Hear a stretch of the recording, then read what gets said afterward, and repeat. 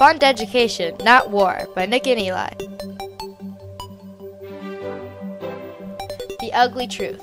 In 2011, the budget for the U.S. Army was $664.84 billion. That same year, schools in the U.S. spent $69.6 billion. That's a big difference.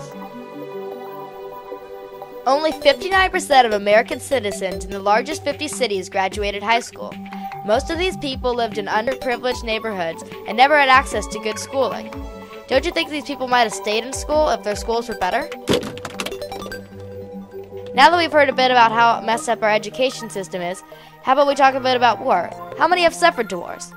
About 4,409 U.S. military are dead and 31,926 were wounded in action during Operation Iraqi Freedom. If you thought that was a lot, the death count for Iraqi citizens is around 2 million. Most of these people were innocent, not involved in any terrorist groups at all, but they were slain ruthlessly by the American war machine anyway. Now let's connect the two.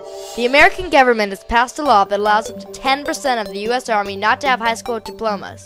Besides that, they have also allowed 4% of the Army to be in the lowest 16 to 30 percentiles of intelligence. Those are some pretty stupid people.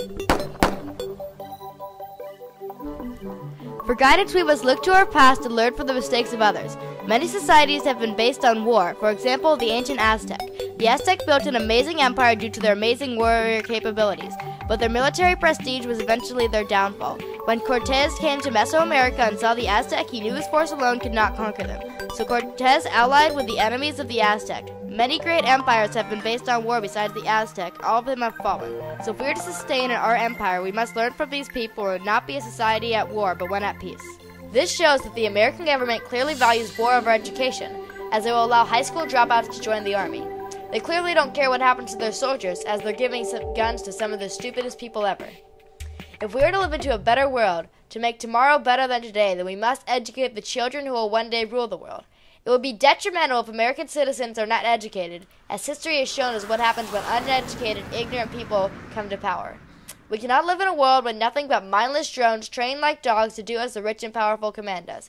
So we beg of the American lawmakers to vote to fund public and charter schools and not wars. Put lead in pencils, not bullets.